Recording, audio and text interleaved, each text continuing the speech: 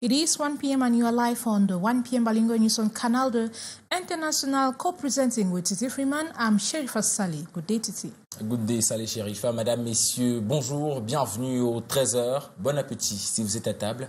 Voici les titres de votre journal.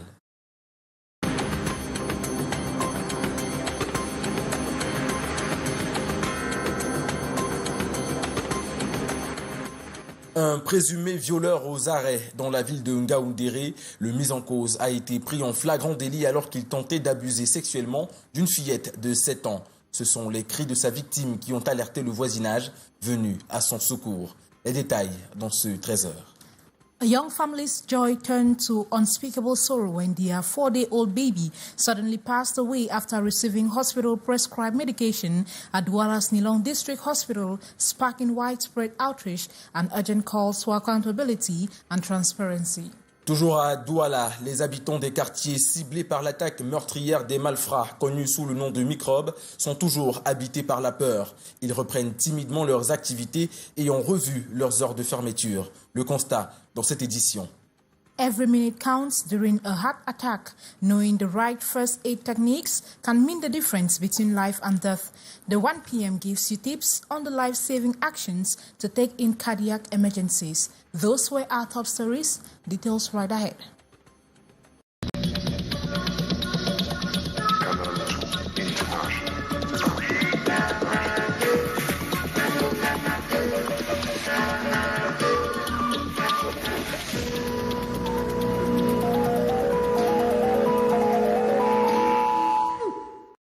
Welcome once more, and the 1 p.m. begins in the French language, and we take you to Ngaoundéré, where a rapist, presumed rapist, has been put in the police dragnet. Et je vous le disais en titre, au registre des faits de société, une tentative de viol dans la ville de Ngaoundéré. La population alertée par les cris de la victime, une fillette de 7 ans, aura réussi à stopper le malfrat qui ne serait pas à son premier forfait dans la zone. Les détails avec Aimé Catherine Mokouri et Abdelaziz Dewa.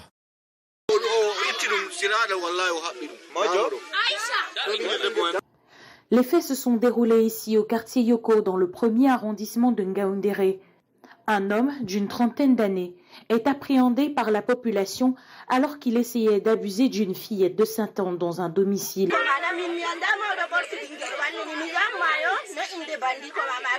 Je l'ai surpris à la maison. Il m'a fait comprendre que c'était la concession de son frère. En ce moment, je ne savais pas qu'il avait déshabillé la petite fille. Je lui ai demandé comment ton frère là s'appelle. Il était incapable de dire. Il a commencé à me menacer. J'ai crié au voleur. D'après les témoignages recueillis, l'homme s'est introduit dans la maison, a ligoté l'enfant qui se trouvait seul. Ce dernier a pu regrouper les objets de valeur, téléviseurs portables, étoffes dans les différentes pièces. Quelques instants plus tard, il essaiera d'abuser de la victime dénudée par ses soins. Les cris de la petite finiront par alerter le voisinage. On l'a retrouvée avec un préservatif. La fille était ligotée et en pleurs. Un autre témoin a rapporté que le voleur était accompagné de 4 complices, ce que l'homme dément, expliquant avoir ciblé le domicile qui était apparemment sans habitants. À mon arrivée à Yoko, j'ai d'abord inspecté le domicile. Quand j'ai constaté que les occupants n'étaient pas là, je suis entré dans la maison. La fillette traumatisée a été conduite d'urgence à l'hôpital pour des examens médicaux. Heureusement, aucune agression sexuelle n'a été constatée. L'agresseur a été conduit au commissariat central par la population.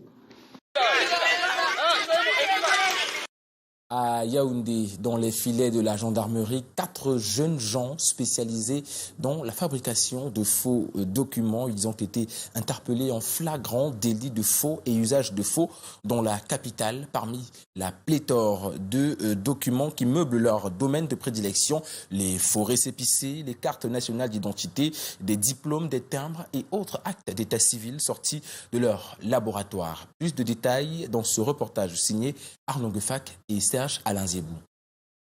Impressionnant à la vue, le contenu de tout un labo en plein air.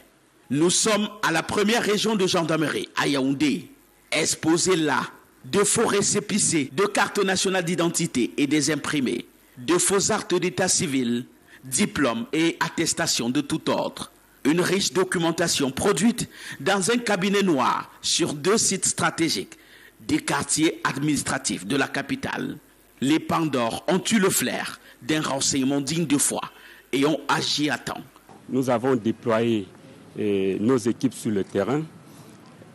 Y étant, ces équipes ont mené une opération concomitante au lieu dit avenue des banques et la poste centrale. Nous avons pris en flagrant délit les 4 suspects.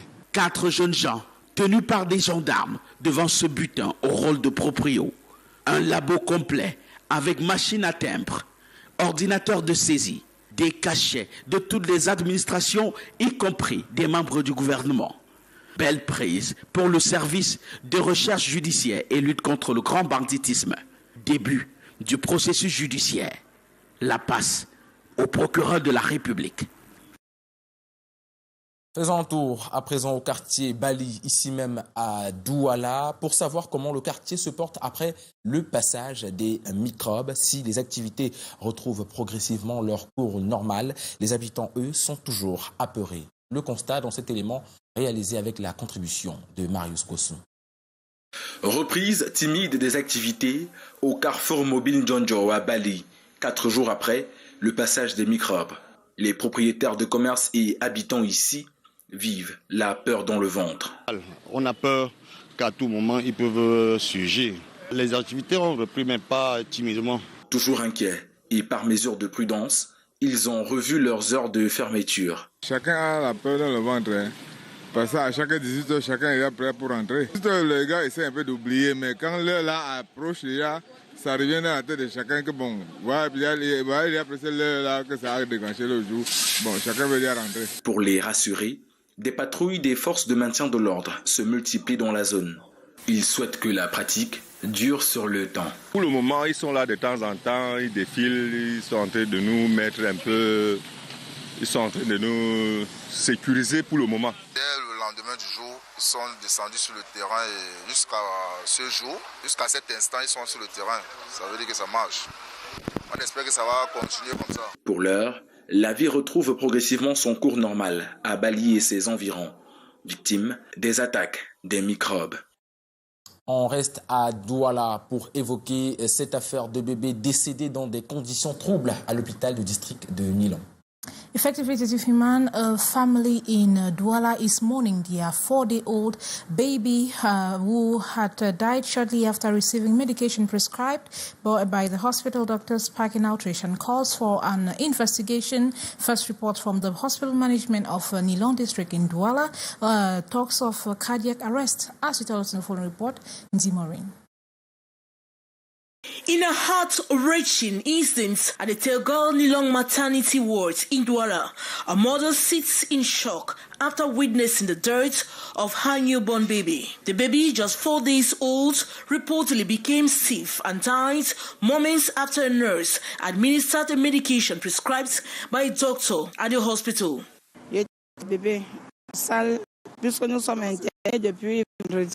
are Friday, and the doctor had confirmed the health was okay. This was an infection, prescribed this medication, and the nurses came to administer medications. Before that medication, they hesitated a lot. Have doubts, then let go. Later on, they concluded and the baby died instantly. Family members have described the dosage as overdose, causing the baby's instant death.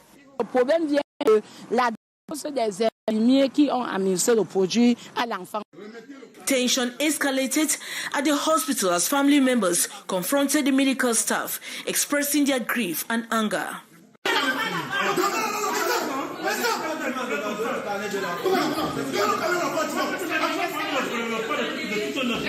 The mother had undergone surgery to give birth, making the loss even more devastating. In a meeting with the family, the director of the hospital acknowledged that the medication had been obtained from the hospital pharmacy and cited potential side effects, concluding that the baby suffered cardiac arrest. Au décours de la même prise en charge, malheureusement, il est survenu un arrêt cardiaque. Hospital officials have announced an investigation to determine the true cause of the infant's death as the family seeks answers to in their time of grief. And life is returning back to normal in Bali neighborhood in Douala, littoral region of Cameroon, some days after a wave of attacks sent shocking waves through the community, while business and residents cautiously resumed their daily activities. Fear lingers in the air with tightened security in that area. Ambo Gladys Tibang tells us more. 8 individuals have been apprehended in connection to violent incidents that unsettled residents of Douala last weekend. The suspects, identified as drug users, have reportedly confessed their involvement, raising concerns about security in the area. We caught 2 bandits that was just avoiding that they are the one with another group, around 15 people, and they help the policemen and gendarmes to give the way to bring back the other one. And from today, there are 8 of them. Governor Samuel Dieudonné Ivaha Dibois addressed the media this Tuesday, assuring citizens that force will remain with the law as officials seek to restore order. He condemns the irresponsible behavior of some Cameroonians who misuse social media to spread false information to our region as unsafe. There's no way to go to the social media and say that Douala is not a living place. A lady went and showed that he was wounded in his left hand, but he was not wounded at the place of Njonjo. And asking that lady, next time, please, call the policemen, call the governor, call the SDO, call the people that can help you to react. Accompanied by his security team, Ivaha Dibois urged the public to cooperate more closely with the law enforcement. He announced plans for a thorough sweep of crime-prone neighborhoods and vowed to track down remaining assailants. Local authorities are committed to improving safety and security in Douala, offering residents hope for a safer environment in the days ahead. Sorry for that mix-up. That was rather a story by Ndimorin, where suspected 8 young drug addicts were arrested related to the crime at Bali. And we come back to the Bali neighborhood where activities have resumed timidly. Ambo Gladys Tibang tells us more. In Bali, Douala, the once bustling Njonjo Mobile Junction is gradually coming back to life. 4 days ago, this area was eerily quiet following a series of attacks that left residents in shock. Now, while activities have resumed, there is a noticeable air of caution. We are very insecure here. We are afraid that the attackers can storm this place anytime. Activities have resumed timidly. There is insecurity everywhere in town. The governor was here on Saturday and he reassured us that all will be okay. We are very uncomfortable here in Bonapriso. I still don't understand how someone can be attacked and in 10 minutes there is no intervention. Many businesses that used to stay late into the evening have shortened their hours, with owners and staff hesitant to remain on the street after dark. Since Friday, everybody has been afraid. At 6 p.m., shop owners close their shops and return home. The anxiety amongst the community has been met with increased police presence, law enforcement officers have stepped up patrols, making rounds more frequently in a bid to reassure both residents and business owners. Ils ont fait le tour ici, là. Ils étaient en cortège même. Since yesterday evening, security officers have been patrolling this area. There were about 10 commissioners amongst them. If security officers continue to patrol this area, I think we will feel secured again in Bali. While the authorities continue their investigations into the source of the attacks, there is a cautious sense of relief that no further incidents have occurred since. For now, Bali is inching its way back to normalcy, but it is clear that the scars of the recent attacks will take time to heal. Still in insecurity lane, but we talk that in the French language.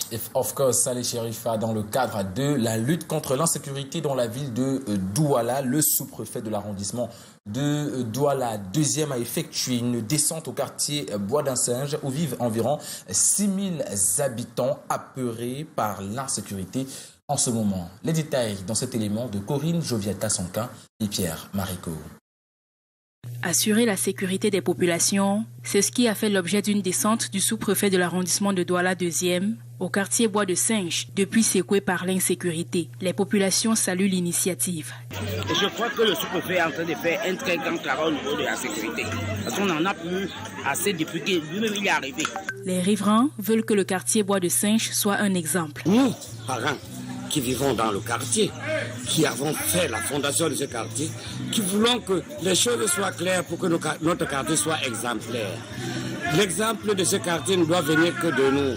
Alors nous sommes très prêts à dénoncer tous ceux qui font ce genre de désordre. Le sous-préfet condamne le silence des populations, qu'il considère d'ailleurs comme complices. C'est bien la terreur et tout le monde les regarde.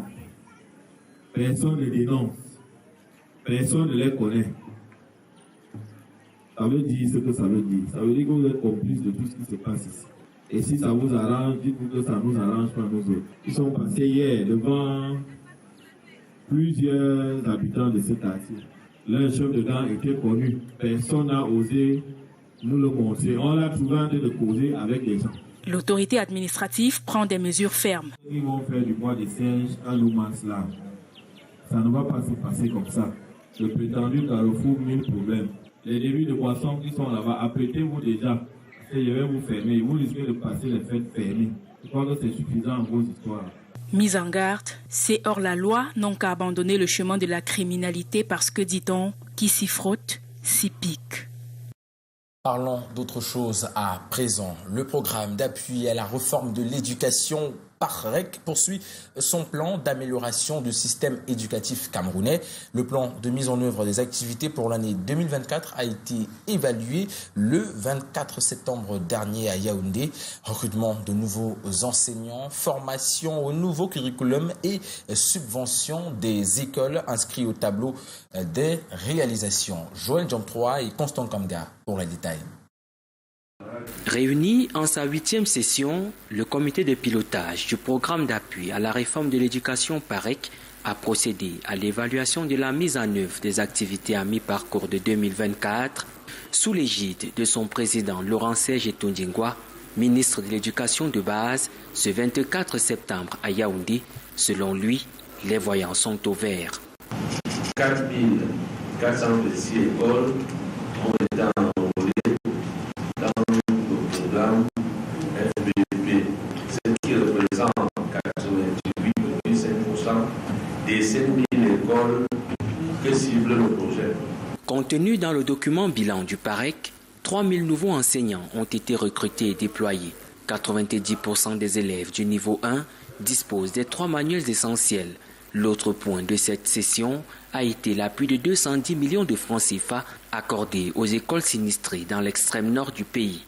Les écoles ouvrent les comptes et l'argent est envoyé directement aux écoles sur la base de leur plan d'action. Le taux d'exécution du programme de travail et de budget annuel PTBA est de 40% et pourrait atteindre 85% d'ici décembre 2024. 2026 a été fixé comme année butoir pour l'atteinte de tous les objectifs assignés au PAREC. Et pour une énième fois, les travailleurs des collectivités territoriales décentralisées décrient leurs conditions de travail précaires. Ils l'ont fait savoir le 20 septembre dernier au cours d'un point de presse tenu ici même à Douala. Parmi leurs revendications, on note des salaires encore en dessous du SMIC, le non-versement des cotisations sociales à la CNPS, une situation d'angoisse qu'ils exposent dans ce reportage de Cyril Kwakam et Stéphane Binac. Après le cri de juin 2023, la Confédération syndicale des travailleurs du Cameroun revient à la charge ce 20 septembre 2024. Elle dénonce les conditions de travail précaires des travailleurs des collectivités territoriales décentralisées, communes et régions du Cameroun. Les textes nous parlent de SMIC de 60 000, mais nous on a encore 28 000. Quand on parle de travail décent, on parle de la protection sociale.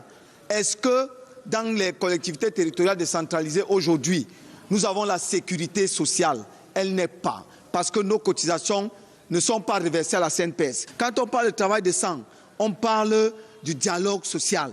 Est-ce qu'il existe dans les mairies? On dit qu'il y a les délégués du personnel, mais est-ce que leur voix est entendue? Est-ce que les voix des syndicats sont entendues? Que ce soit à la communauté urbaine ou dans les communes, beaucoup d'accords d'établissement ne sont pas respectés, ce qui cause du tort aux personnes à la retraite décédées entre autres. Nous savions clairement que lorsqu'une personne décède, même si elle est retraitée, elle avait droit à un cercueil et un accompagnement. Cet accord d'établissement, bien que signé, a été complètement mis à côté. Nous savions que lorsqu'une personne doit aller en retraite, il y avait un paquet minimum, une dotation de fin de carrière qui a carrément été mis de côté. Ce projet de convention collective nationale des CTD ici brandi pourrait être la réponse à leurs soucis. La plus-value de ce document, c'est déjà nous reconnaître déjà notre statut juridique, parce que nous étions hybrides. Et la deuxième des choses, c'est que nous avons fait des avancées. Par exemple, sur les multiples grilles salariales que nous avons proposées à l'intérieur. Les conditions de vie, comme je disais, dans cette convention collective, nous rendons le travail décent. Reste à le transmettre à qui de droit. 13h passées de 23 minutes, le journal télévisé bilingue se poursuit en langue anglaise.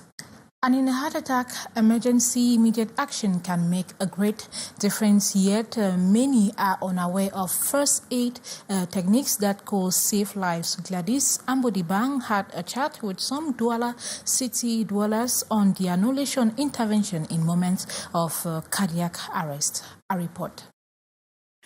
A cardiac arrest or cardiorespiratory arrest demands swift intervention.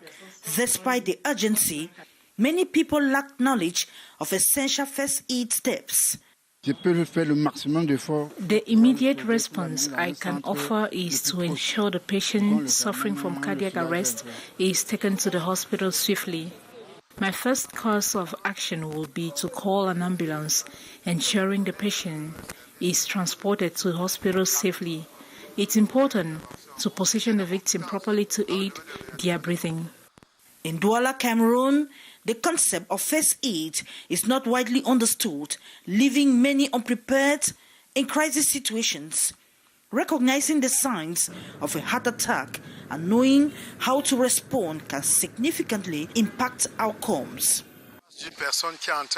I believe the initial step involves is using a small object, like a pin, to stimulate the patient before taking them to the hospital.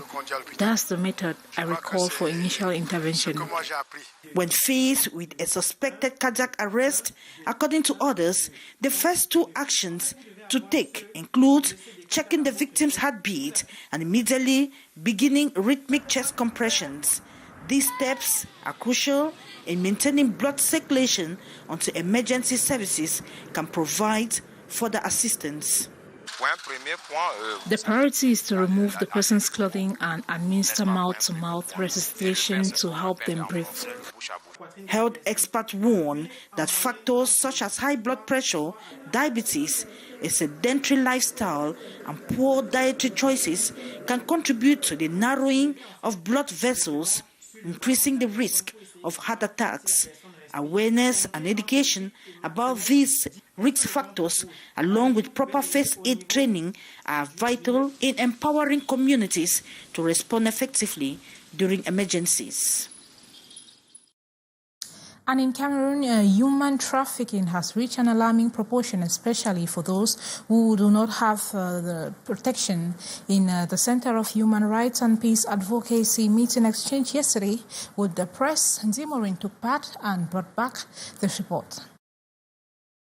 Juliet is a school dropout for 6 years due to the conflicts affecting the two English-speaking regions of Cameroon for the past 8 years. I was in the house, and because of that, I could not go to school because my parents never have that financial support to send me to school. Her situation is not different from this woman who fled Moyoka in the southwest region with her 3 children and now living in Douala as a seek refuge. I was in the southwest, based in Moyoka, so the struggle that was going on there was really difficult. Today, both women turned to the Center for Human Rights and Peace Advocacy, CRAPA, for support. I complained to them that I have this idea of restaurant, to manage a restaurant.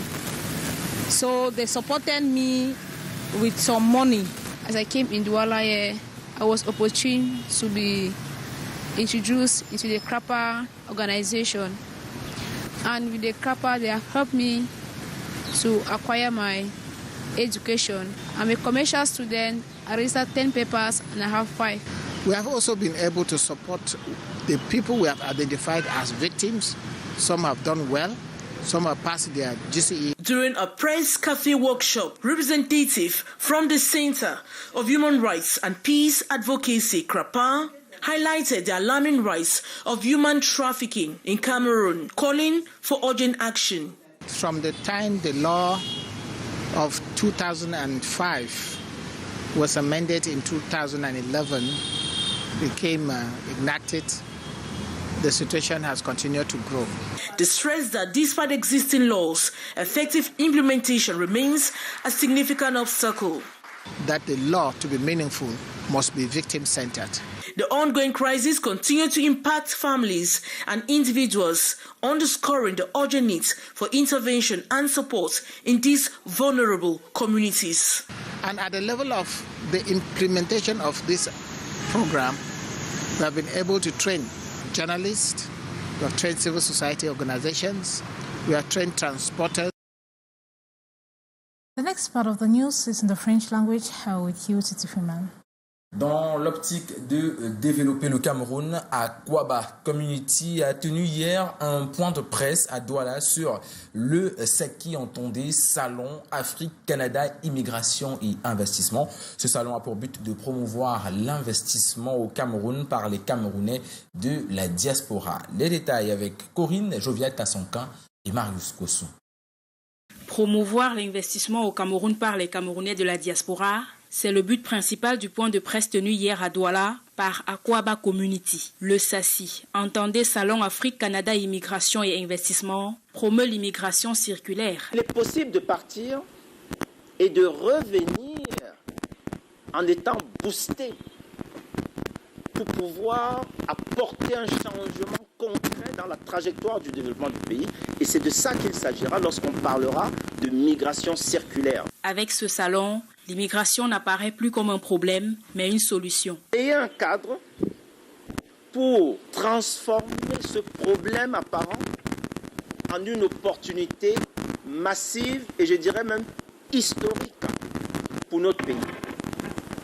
Que les migrants ne soient pas un problème, mais qu'en réalité les migrants soient une opportunité. Le ministère de la Jeunesse et de l'Éducation civique, pour sa part, encourage la diaspora dans les investissements locaux. Oui, les Camerounais ont acquis de l'expérience, des opportunités de l'autre côté, et certains veulent revenir.